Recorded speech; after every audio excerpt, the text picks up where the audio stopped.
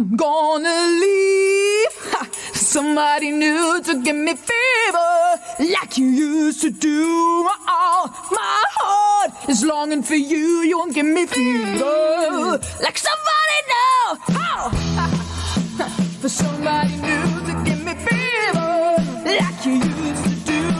Oh, my heart is longing for you. You won't give me fever like somebody new.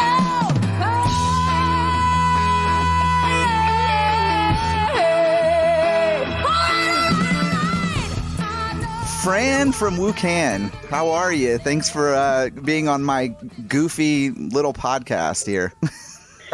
Thanks for having me. I'm so excited. It's been such a long time coming. Feeling good today. It really has been a long time coming. I feel like, we've been talking about this for so long, and I was so happy that the stars aligned and you reached out to me yesterday and you're like, let's do this. I'm off tomorrow. And I'm like, fuck yeah, it's a Friday. Hell yeah. Like, let's do this. Yeah. But so I first discovered Wucan back when oh gosh, I forgot the name of the album already. Hold on a second. Was it Vikama or Sow the Wind, or was it Sow the Wind? Else's? Sow the Wind. That was the one. That was the one that I really and it's funny because this is where things like streaming media and stuff come in very handy for me as a music fan, because I'm not really a journalist, I'm a writer, and I started doing this about 10 or 11 years ago because, I'm a musician myself, but I've got a passion for music, and I am more attracted to bands who are not very famous. And so most people, and I'm sure you're the same way, is like if you get excited about a band, the first thing you want to do is share them with everybody like you have to check this out, And I think what happened was I was listening to Cadaver one day and I clicked on the fans also tab on Spotify, and you guys came up and you had the big wizard hat and everything. And I was like, oh, I need to listen to that. And then I fell in love right away. Yeah, sometimes it's the looks, right? I mean, I'm just the same, and the big hat was, I'm not sure if we're talking about the same pictures, because I have worn hats several times. Mm-hmm. It's something about the way bands present themselves, right? That was how I actually got into Cadaver, because they looked interesting, and then I checked them out and I fell in love with their music. It's really funny because normally you don't want to think that that the image of a band would be, would be what would draw you in. But it's interesting because there's something when I saw the picture of you guys, my first thought was, okay, if they sound the way they look, then I know I'm going to like this, because it was kind of like the vibe of the music personified. Yeah, right. But I think this is one of the both good and bad, it's a blessing and a curse at the same time for bands these days. Now we have the opportunity to present ourselves the way we want to. Mm-hmm. But, as you said, if they sound what they look like, then it's going to be fine.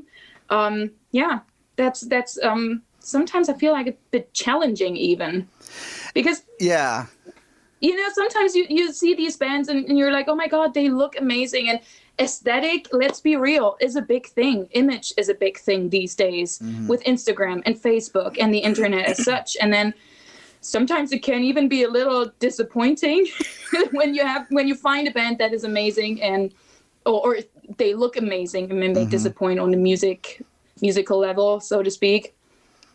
It's really interesting because I've actually even seen it backfire sometimes for some people. There's an incredible band out of Sweden that I love called Lycanthropy, and they are just amazing, but they have this very woodsy, in the forest almost kind of like a hippie look. And the lead singer, she has dreadlocks, and of course, one of my friends who is completely not into hippies at all, he was like, oh, of course you like them, they look like dirty hippies. And I was like, but listen to them. And then of course he listened to them and he was like, wow, this is really good. And I was like, yes. I said, so I feel like sometimes, like you said, like it can be a good thing and it can be a bad thing, but you know.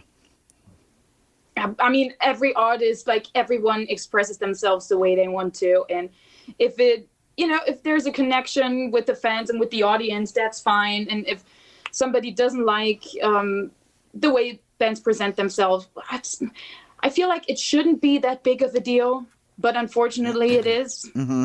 And frankly, looking back, I don't even think it has been any different in the past because people are trying to glorify the 70s and the 80s. But image has always been a big thing. So it always has been. And I'll be honest, like coming from being a fat American musician, like I don't like it when I see these guys in these like little tiny T-shirts that look like they fit toddlers, like I like bands that kind of that I guess have an image of sorts, but don't completely rely on it. It's like you're not like Kiss, but you're not like, like I always look like Graveyard. Graveyard always looks like they just got out of bed, Yeah.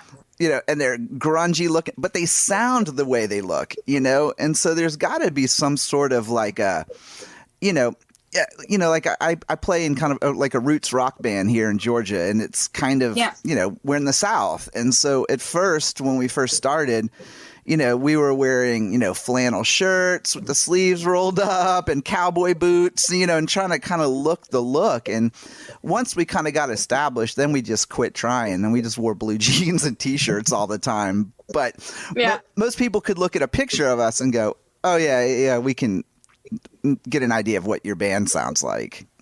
Yeah, but that's a good idea. I mean, when they get the idea of what you sound like, then that's perfect, right? It totally is. And like I said, when I first stumbled upon you guys, I was so taken back because, a lot of the bands that I really love are, Swedish occult rock and Finnish occult rock and, a handful of American bands here and there.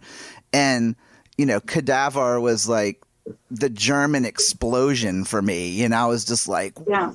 I was like, this is fucking crazy. And then I heard you guys and I was like if Cadaver was like on 10, like Wucan was on 12, like it was just so over the top and just fun. And I sent you the video of me singing like I'm gonna leave you, like it's like I can't. It's like you can't even just sing it normal. Like you have to just like I'm gonna leave. Like you just have to like throw it all to it. And one of the things I was curious is that so your influence as a performer and a writer, being so intense and so over the top, like where does that come from? Oh, long story. Where do I start? We have time, so you can tell. Well, if you give me the time, I will sit here until tomorrow. There's just so much to talk about. No, actually, I'm actually thinking about it. I mean, it's, you can't deny we've been influenced by the 70s, obviously. Mm-hmm. It's my favorite era in music. Generally, best productions I've ever heard were the ones from the 70s and the 80s, even. And, I mean, the core question is what is rock and roll? Rock and roll to me is passion. Mm-hmm. I love passion. I live for passion. Basically, everything that I do with passion. And, when I started Wucan, it started out as a hobby, as like a little side project because I was a student. Mm-hmm. And, I mean, I wanted it to be big, and to me, Wucan is pretty big. It's like the most important thing in my life. It's literally my life achievement so far. Mm-hmm.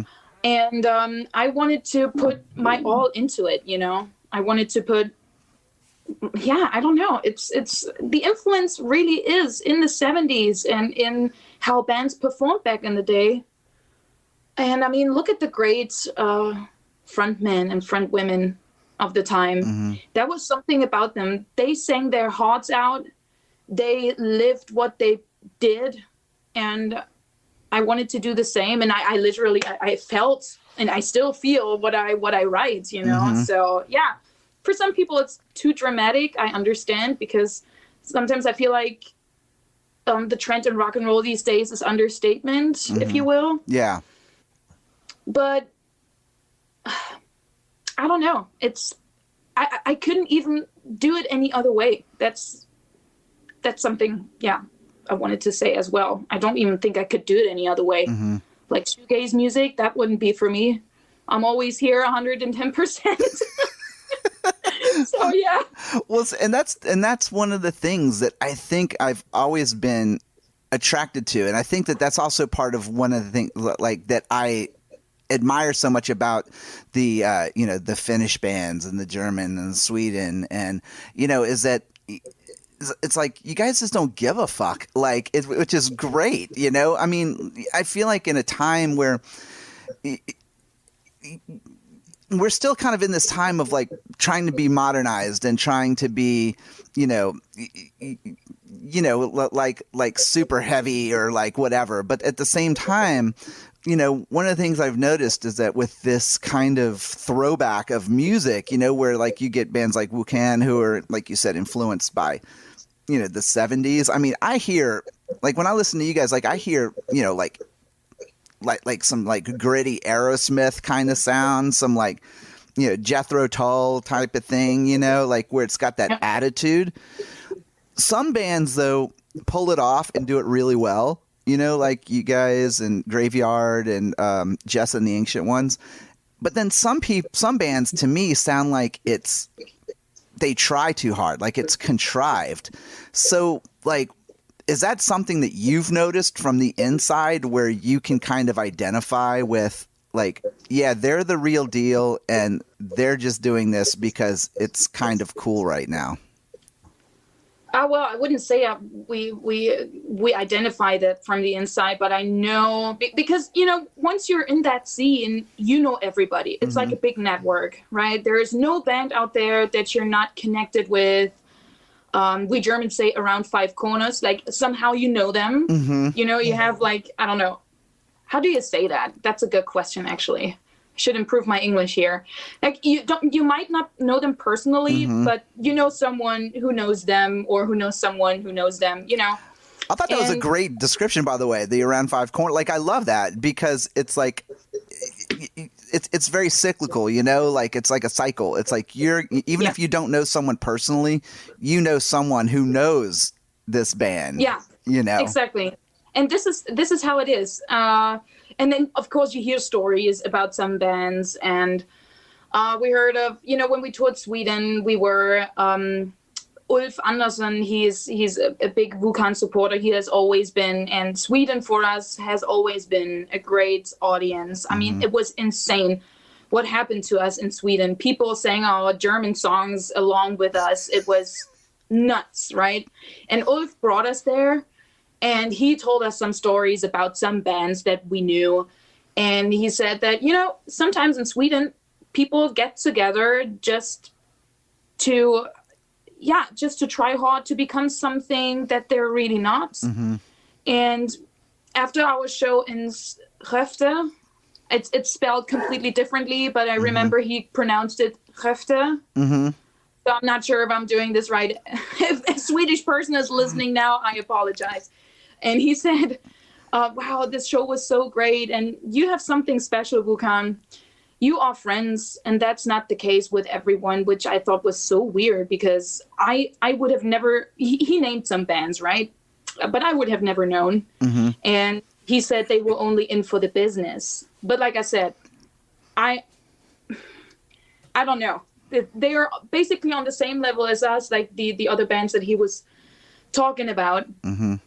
Sometimes with the smaller ones, like the upcoming bands, the newcomers, sometimes it feels like they are not themselves, basically. Mm-hmm. I don't want to say they are trying too hard or whatnot, but I feel like they're denying themselves a little bit. That makes sense. Yeah. It's almost like they're not. They're trying to shape themselves into something that they think is going to put them into a certain category or something instead of just being honest, you know, like I'd love nothing more than to play like Wucan music or Graveyard or anything like that, but that's not where I come from as a musician. And so if I even tried, like, you would be like, oh, what a sad man. Like, he's, you know, he's trying so hard, but because, you know, that's not where my roots come from as a musician. And so you kind of have to know who you are and what you are as an artist and perfect your skill and do as good as you can in that instead of trying to be something else.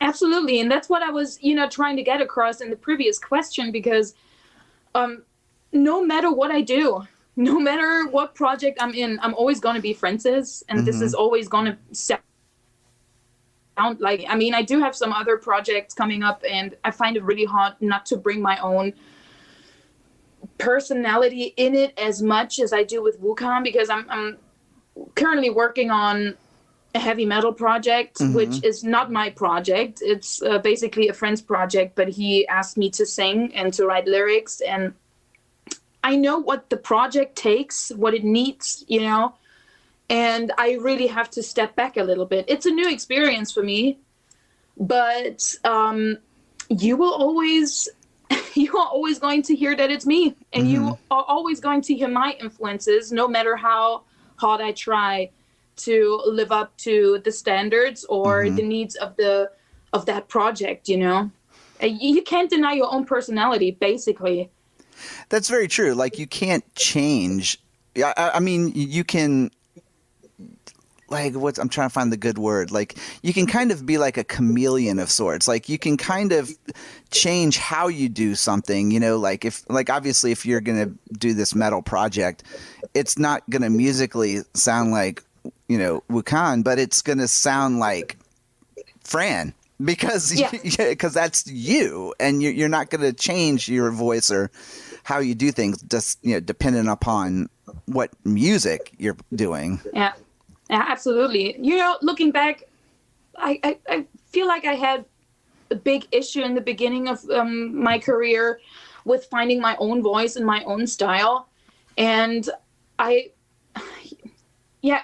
regularly fall back into comparing myself to other artists. I mean, there's a bunch of great artists out there. I mean, just look at what's been really successful in the Swedish scene in the past, let's say, 3 years. I'm talking about Hellas, for example. I love them. They are so inspirational for me. That is an amazing band, over the top, space rock. And, you know, I had to realize no matter how hard I try, I could learn how to play the synthesizer. I could learn how to write 70s prog rock songs that are a little more danceable. We will never sound like them. We will never be them. Right. And this is nothing to be sad about, but it took me a long time to come to terms with, you know, just me being me and Wucan being Wucan. We will never be anything else than Wucan. That's it. I mean, just make the best out of it. You know, it sounds sad when I say that, but no, actually, it doesn't. By other artists. Yeah, I don't think it sounds sad at all. Actually, if anything, I think it sounds inspiring because, you know, like I told you, like even as a musician, you know, I'm 47 and I've been playing music since I was, you know, 17. I've been in bands, and, you know, I did the punk thing and I did the metal thing, and, you know, it's like you said, like you're always kind of just searching for your own self. And I think that when I truly found myself, when I started playing, you know, folk music and whatnot, you know, in the, you know, mid 90s, that was when I was like, okay, this is who I am, you know. And, you know, I can't be Neil Young, and I can't be David Crosby, and I can't be anybody else, you know. It's like, I'm just me, you know, and sometimes I wish I wasn't just me because I'd like to be somebody else, but, you know, it's just who it is. And once you embrace that, then you can continue to just grow and absolutely be better. So you were talking about your like influences. let's go back in time a little bit. So like before, Wucan, when Fran was a young lady, just grew up. Well, you're still a young lady, but when you were a much younger lady, like what was it that drew you into music? Like what made you want to do this? Oh, good question. I think it was the Red Hot Chili Peppers. I love that. That's great. That is that. Nobody expected this from me, but yeah, I used to be an absolute fanatic, an absolute Red Hot Chili Peppers fanatic when I was 14. That's when I discovered them. Before that, I would listen to Beyonce. That Destiny's Child, Beyonce, all kinds of R&B, because that is what my mother listened to. And I have always been a big music fan. So I tried to sing like Beyonce. That didn't work out quite as well, but she was my biggest inspiration as a child, And then I discovered the Red Hot Chili Peppers, and I wanted to become a guitar player, which happened. But I wanted to be like John Frusciante. That's amazing. That was that. And I listened to their music. I got myself an electric guitar, despite my mom not wanting me to. And then I started playing guitar, and here we are. I always find it so interesting that a lot of musicians don't play the kind of music that necessarily inspired them to like get started. When I heard Twisted Sister in 1983 and I heard those loud guitars, I was like, I want that. I want that guitar, and I want to be loud, and I want to just play it, and again, 30 something years later, I'm playing acoustic guitar, and but like it gets you, it's that excitement of hearing a band that just, and there's always something, because it's always one particular band or something that just hits you in a certain place, whether it's your heart or your mind or whatever, that says, oh man, I want to do that. I want to make people feel the way I feel when I listen to this. Oh yes, that's exactly it. Yeah, you just hit it right on the nail. Bam, there it is. Yeah, that's how I felt when I started making music. I wanted to make music that made me feel like the music I was listening to. Literally, and I'm still in the process of doing that. So, Wucan has now been around for, the first release came out in 2014, I think. Yeah. It's crazy to think that like 2014 doesn't seem like that long ago, but for a band these days, you guys are still going, and with the whole COVID thing right now, and the, us being in lockdown and us not being able to play gigs or tour or anything, what is it that's keeping you together with this? Because so many bands are starting to either fall apart or be affected in a negative way. Like, even as a musician, I could use the advice. So like, what are you doing to stay passionate and to keep it together? Oh, good question. 2020 has really been a roller coaster for us. Tim is now a father, so we're happy for him. But it brought some change in the band, obviously. He has responsibilities now, and he also moved away from Dresden because of his job. And that means that we have to rearrange some things in the band. And, he hasn't been with us for a month, I would say. So Alex, Phil, and we have done rehearsals without him. But honestly, the only thing that is keeping us alive at this point is looking forward to producing new music. We have been working on music, and for a long time now. It's been almost 2 years, and it's weird. Looking back on those 2 years, since we started writing for album number 3, we really had to figure out what we wanted, because Reap the Storm, even though it is my favorite release, it didn't do as well as everybody had hoped. And we had to figure out what we were going to do music-wise. We had to really evaluate our songs. We had to be critical of ourselves, and we are doing that because we love to play live. You know, the albums are nice. You know, albums are a good thing, but the real deal is always to play live because you are connecting with the audience on a different level. And what keeps us going is literally hoping to be able to play live again soon. But we'll see how that goes. I mean, because I feel the same way. Is that, you know, like my band here, you know, we've only made, you know, 2 albums, and we've got a new drummer, and we were planning on making another one this summer, and you know, of course, that all got shut down. But at the same time, I think one of the things that I miss the most is that interaction with people, whether it's 15 people or 100 people or however many people we would play for.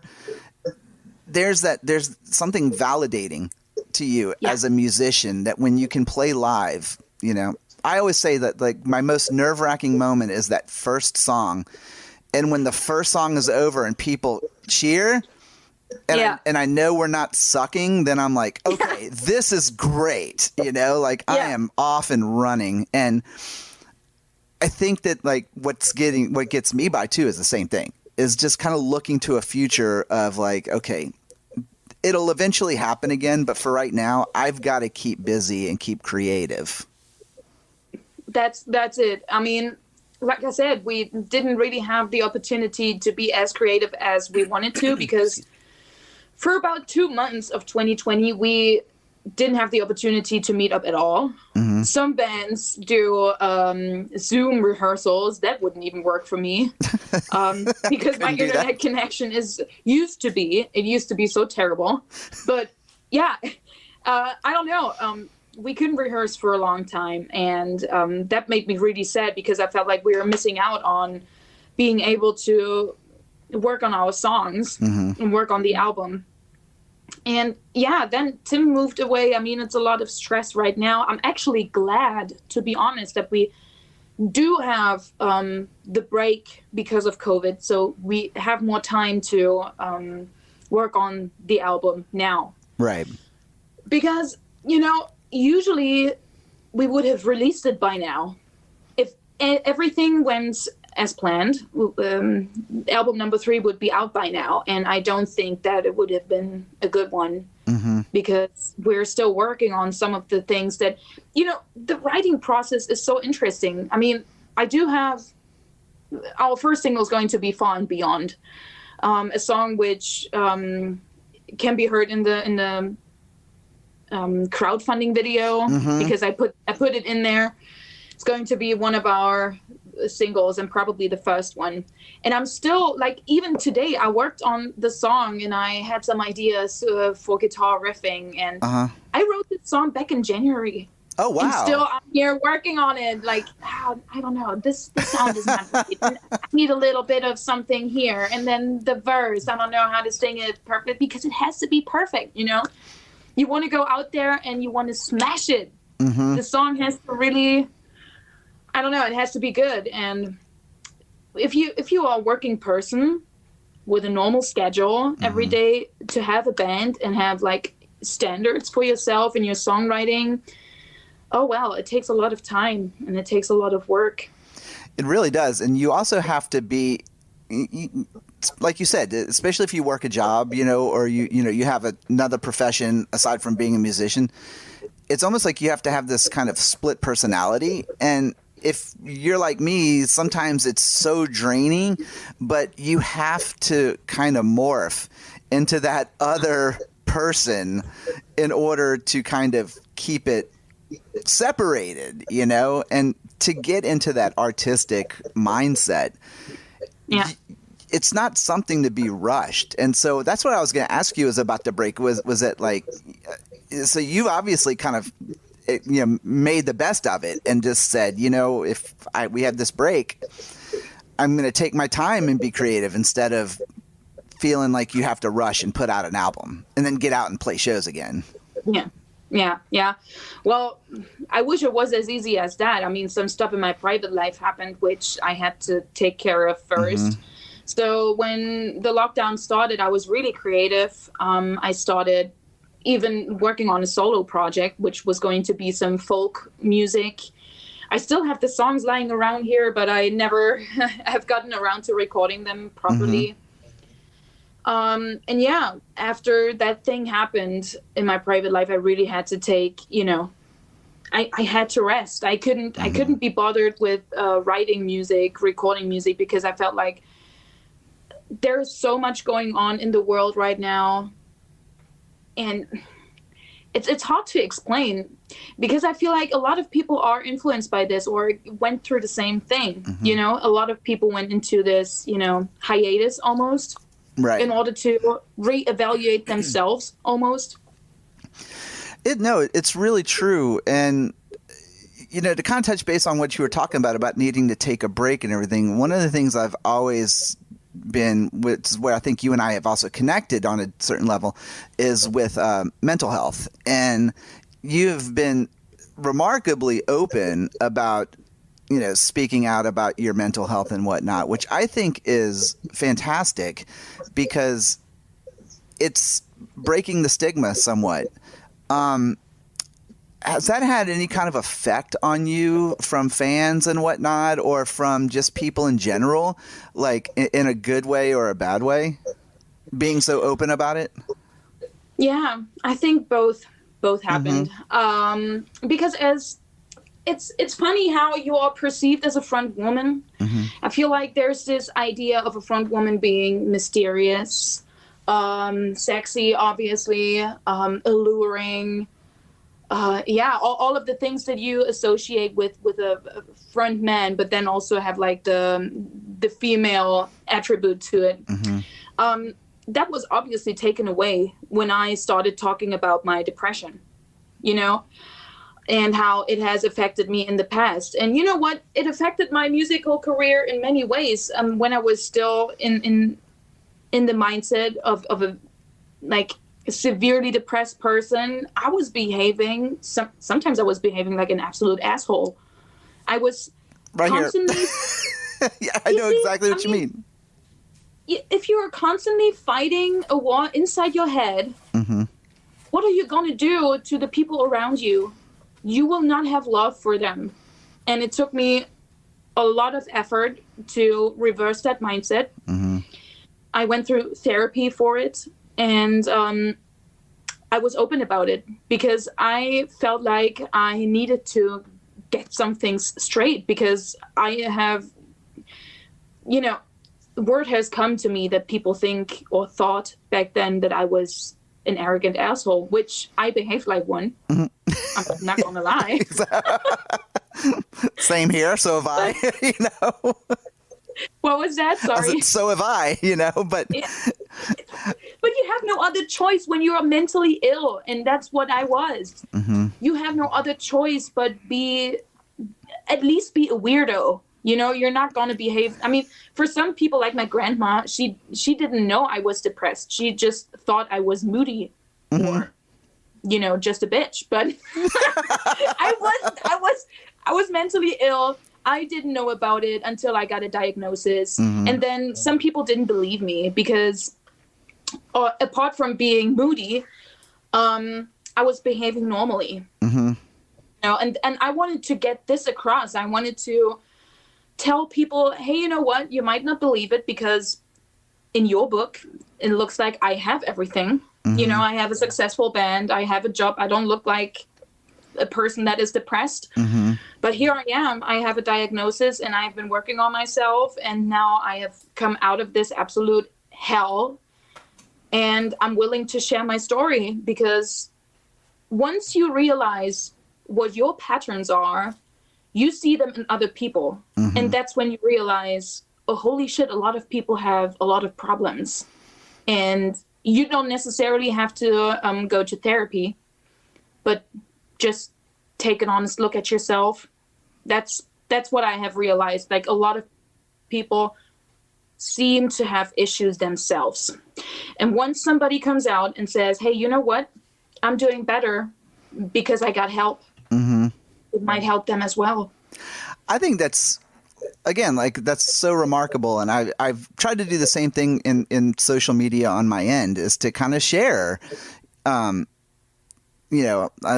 posted pictures of myself having a panic attack. I've posted pictures of myself where I'm laying in bed under a weighted blanket after having a anxiety attack. And I think that to make it real and to make it just seem like, it doesn't really have a face. Like, you can't always just look at someone and go, oh, wow, I can tell they're bipolar, or that they have obsessive disorder, or that they've got depression and anxiety. Yeah. People used to just look at me and think like, oh, wow, he's always high energy and he talks a lot and he's just, and he's, it's fun. But people didn't realize that, in order to go to a show and be around people, I had to have, 2 or 3 beers, and I had to go right home and take a shower, and sometimes, have like a anxiety attack because I'd been around all these people. So you don't see it in other people, but when you share those experiences, you hope that maybe someone who has those same experiences that you're describing might say, wow, that sounds kind of like what I go through. Maybe I should go talk to somebody. Yeah. And you see, that's what I experienced after I did this long post in 2018 on my birthday. Mm-hmm. I remember that one. Yeah, it was a long one. And it was cathartic to do that. Honestly, It was like I felt cleansed after it, and this is when my life began. I'm not saying this lightly. It was literally when my life began. From then on, I decided that was the point my life would change, and it did. Like my personal life. Some things weren't as nice, but I started to have a different perspective on life. Mm-hmm. And at least 20 people emailed me and said, oh my God, I didn't know you went through this. Thanks for helping me out. And oh my God, I got help because of you.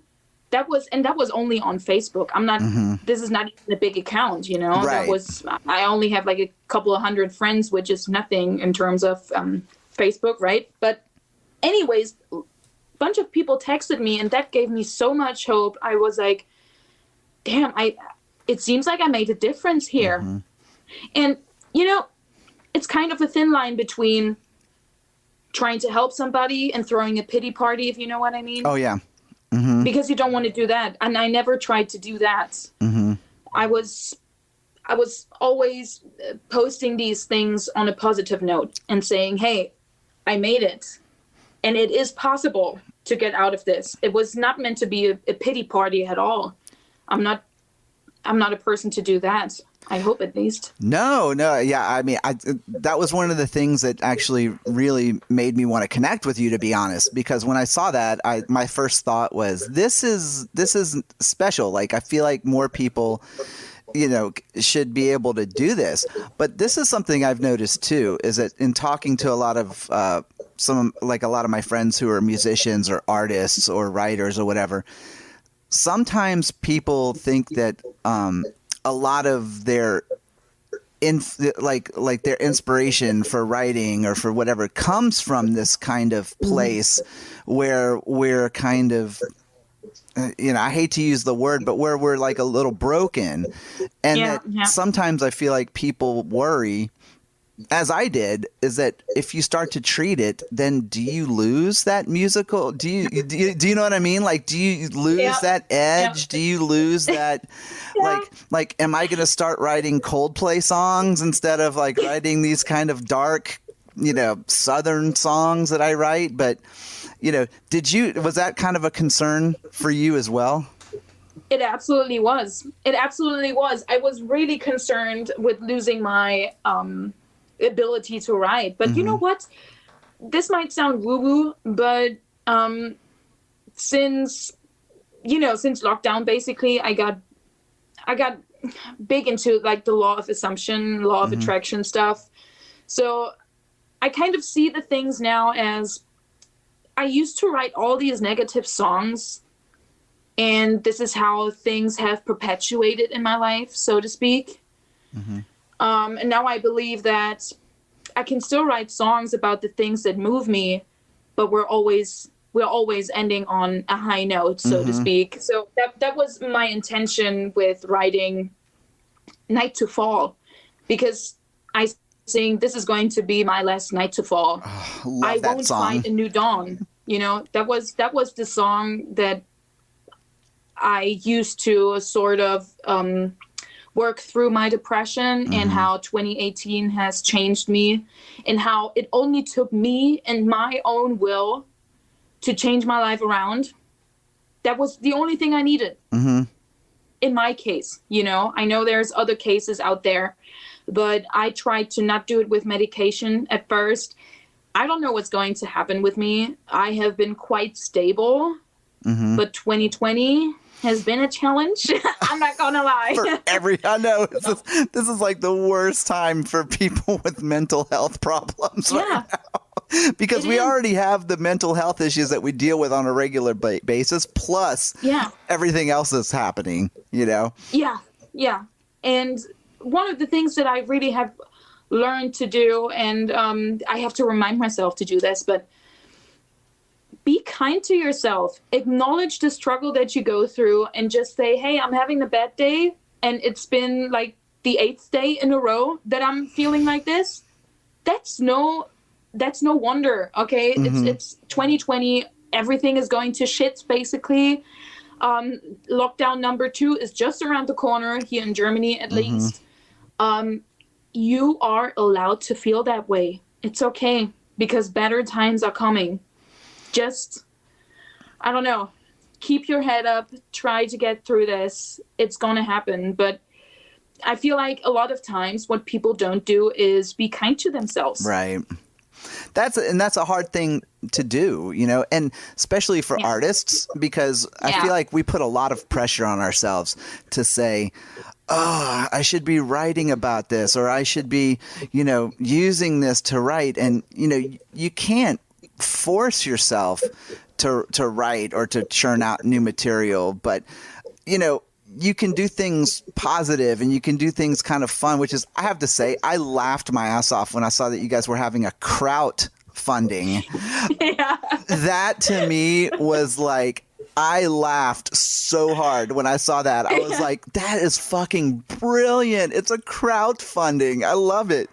Like, so what is going to come out of that? And of course, that had to be a great experience for you guys, because you not only met the goal, but exceeded it. We exceeded it. We have 44 days to go. And I mean, this is insane. This is one of the best things in 2020. And seriously, I needed this ray of light in my life right now, because everything has been doom and gloom before that. And now this thing is going so well. I'm so thankful for everybody who donated so far and supported us so far. Yeah, I mean, we exceeded it. We are almost at reaching our second goal, which is 10,000 euros. I mean, can you imagine? 10,000? It's fucking insane. That's crazy. Yeah. It's like my band did one for $1,000 the last album we put out, and we were like, woohoo, we made $1,100. So I can't even imagine getting to that goal, because like, what is going to come out of that for the fans and whatnot that have kind of contributed to this? Yeah, so I mean, we are going to record and release 3 singles at first, because recording an album right now is not the way to go, honestly, because we don't know what's going to happen in 2021. Right. So we are going to release those over the course of the next year. And everybody who supported us will receive a vinyl copy of those 3 singles, which is strictly limited. So only the people who donated will receive them. So we are not going to have them on tour or anything. Or, just whatever they donated for, could be a shirt that they bought, or we had some, smaller priced items and like tote bags and badges and stuff like that. So, yeah. So for us, it's basically just going to be, keeping us alive as a band, keeping us noticed. How do you say that? Paving the way for the new album. Yeah. That's what it's going to be. Well, I am super excited to hear the new material, because one of the things I've loved is that, you know, that there's always been this kind of, at least for me listening to Wucan, is that there's been like a steady level of growth from album to album, with almost like a building of confidence as it goes, but it still sounds like Wucan, you know? So what can you tell me about the new songs as far as like what they're going to sound like, and, or like, you know, where they came from? Yeah, well, we are going to have our, you know, stable piece of German krautrock music. This is something that I really like. I love German language and music. Now we have a couple of other bands in Germany who do that as well. I'm really excited about that. And yeah, so it's going to be a political song again, because I feel like German and political issues go together very well. Mm-hmm. I think this is going to be our second or third single. It has a weird name. I'm not going to say it right now because it's borderline insulting. It's an anti-Nazi song, basically. It's a classic, you know, classic anti-Nazi song, because in Germany, especially here in Dresden, we've had issues with National Socialists for, I mean, since forever, but it's been really bad in the past 5 years. And now with COVID hitting, it has gotten into how do you call these conspiracy theories? Oh, yeah. You know, a bunch of conspiracy theorists walking with Nazis, and it's a shit show. It's a shit show, literally. And now the song we're having, the German song, is going to be about that. Then we have a really unusual song for us, which is, I can't even say what it is. Is it stone rock? It's not stone rock. I don't know. It's hard to describe. Mm-hmm. And then our first single, which is going to be Far and Beyond, is a bit of a disco number. It's disco. Oh my gosh. So kind of like, yeah, you remember Kiss, I Was Made for Loving You. Actually, a little bit like this. It's like Donna Summer meets Judas Priest. Something in the way. Oh my God, bring it on, girl. I want to hear this. Donna Summer meets Judas. That's like, I can't even kind of put that in my mind what that would sound like. Me neither. It just happened. It just happened because this song was supposed to be for my solo project. And I was like, you know what? This song in itself as an acoustic version is nice and all, but just imagine this song with a 4 on the floor beat. Holy shit. Yeah, we have to do this. So yeah, we called it disco metal at first, and now it's called Far and Beyond. And I love that song so much, and I can't wait to put it out.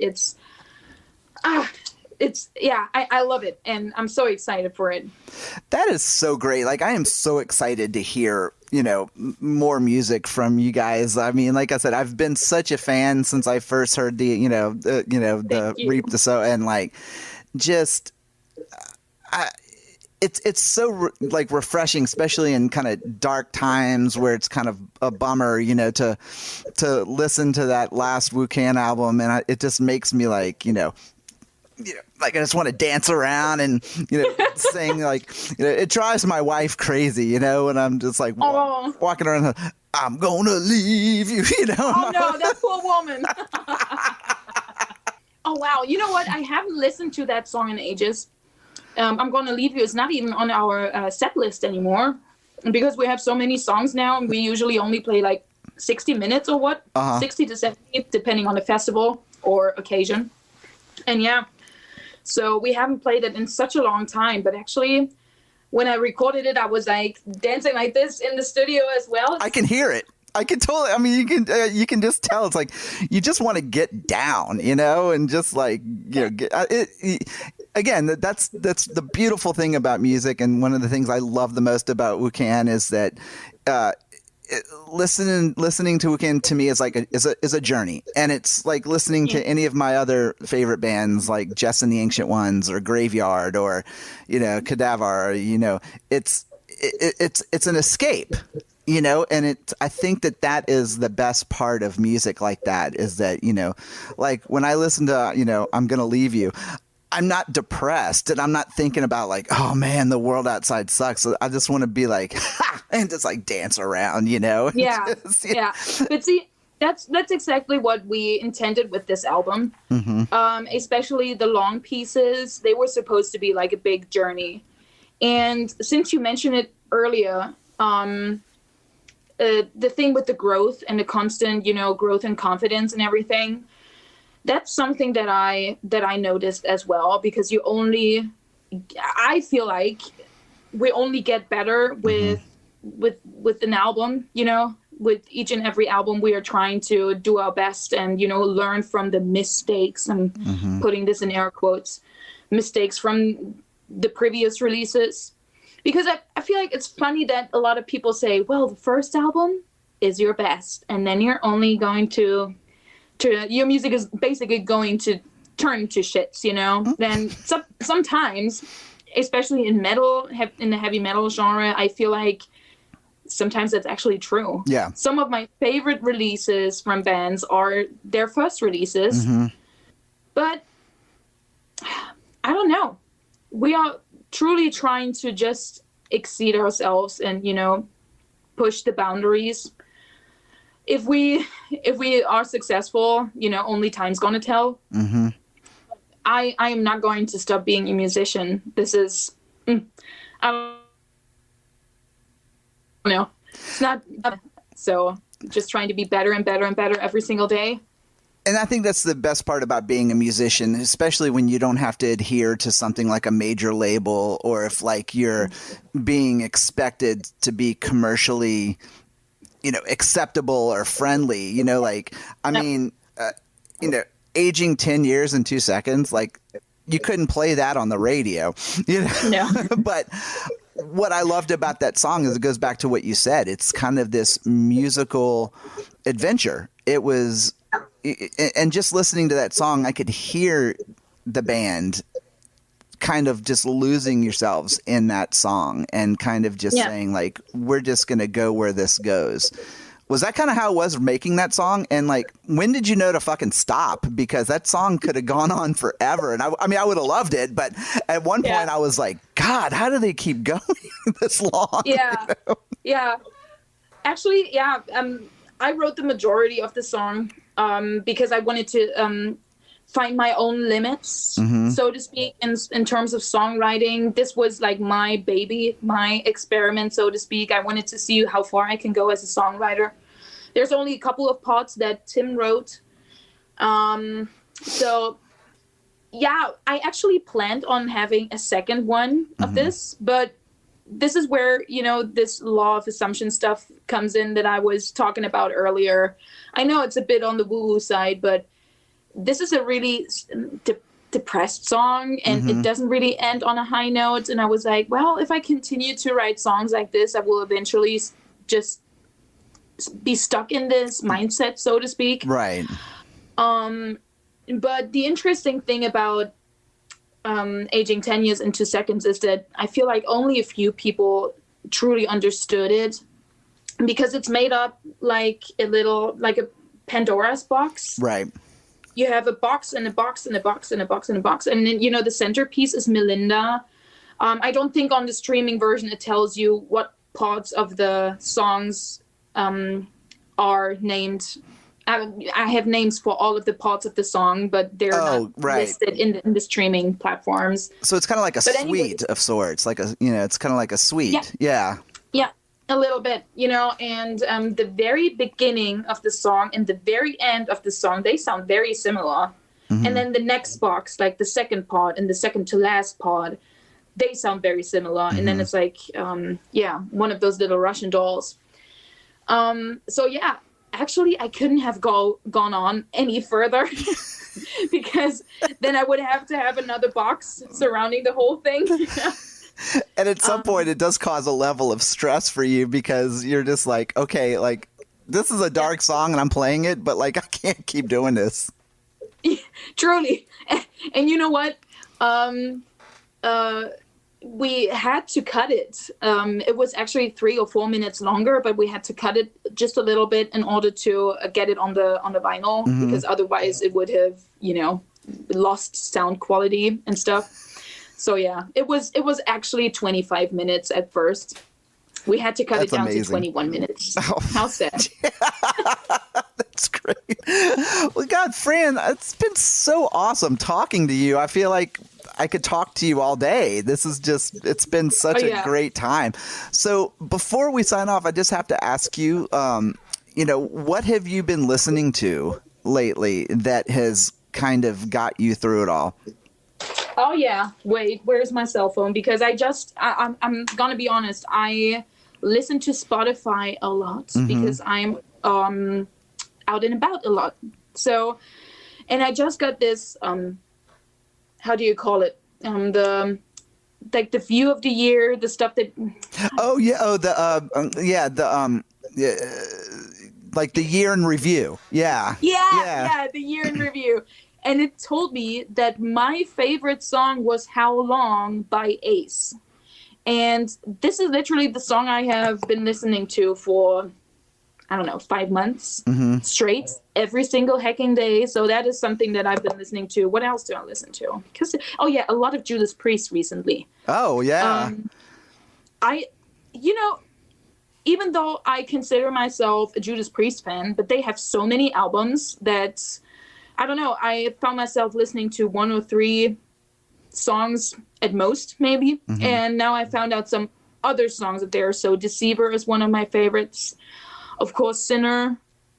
So a lot of Judas Priest. And what else? There's one more song that I've been listening to, that I need to share with everyone. Oh, where is it? Oh, yeah. Babe Rainbow. Monkey Disco. Which is very fitting to our disco song. And who is that again?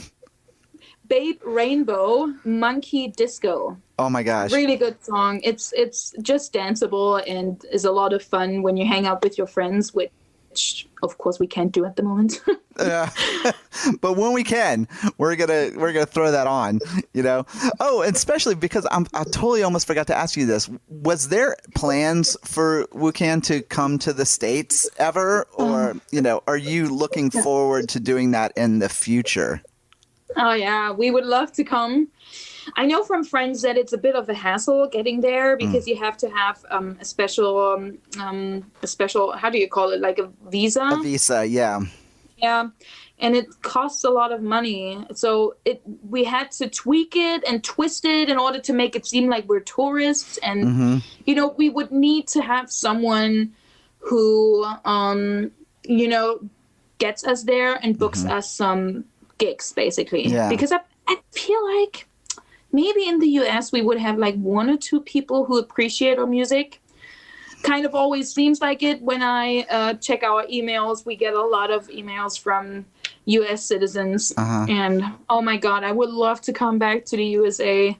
You don't believe it. I miss the US so much. Well, fucking tell Cadaver that when they come back to tour, just to throw you in some luggage or something and bring you over and they better. You guys, they better do that. And if not, you guys can just fly over here and play in my basement. I'll bring some friends and we'll get some beers and it won't be so creepy looking, I promise. Even if it looks like our rehearsal room, so I'm used to that. Well, Fran, thank you so much for taking the time to do this and for being on with me for so long. This is great. I just enjoyed our conversation. Thank you.